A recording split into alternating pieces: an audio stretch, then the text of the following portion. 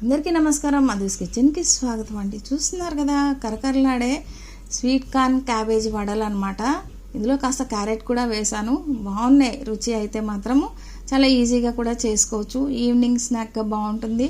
సహజంగా పిల్లలు క్యాబేజ్ కూర చేస్తే ఇష్టపడరు కదా, ఇలా వడలు చేసి పెట్టండి, చాలా ఇష్టంగా తింటారనమాట.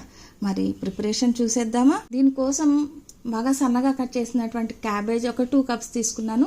1 కప్పు స్వీట్ కార్న్ గింజలు తీసుకున్నాను. అట్లానే క్యారెట్, స్వీట్ కార్న్ గింజలు కప్పు మిక్సీలో వేసుకొని కొద్దిగా ఈ విధంగా క్రష్ చేసి పెట్టుకోవాలన్నమాట.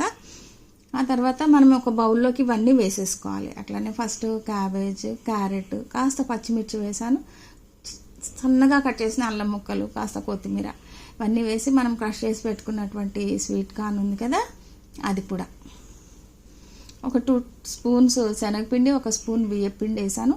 ఈ పిండి అనేది మనం అడ్జస్ట్ చేసుకోవచ్చు. టేస్ట్కి సరిపడా సాల్ట్, అట్లానే 1 స్పూన్ కారం, 1/2 స్పూన్ గరం మసాలా, ఇవన్నీ మన ఇష్టాన్ని బట్టి అడ్జస్ట్ చేసుకోవచ్చు. దీనిలో పర్టికులర్గా ఇంతే వేయాలి అనేదంటూ ఏమీ లేదు, మనం తినే టేస్ట్ని బట్టి.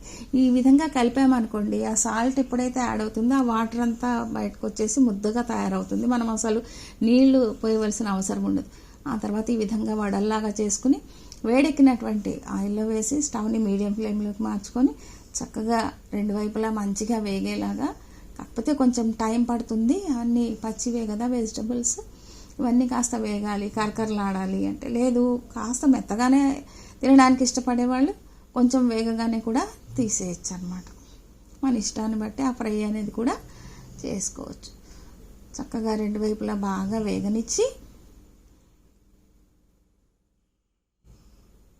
ఆ తర్వాత తీసి మంచిగా సర్వ్ చేసేసేయడమే అనమాట. అందరికీ నచ్చుతుంది. మీకు కూడా నచ్చితే ఒక like. Thank you for watching.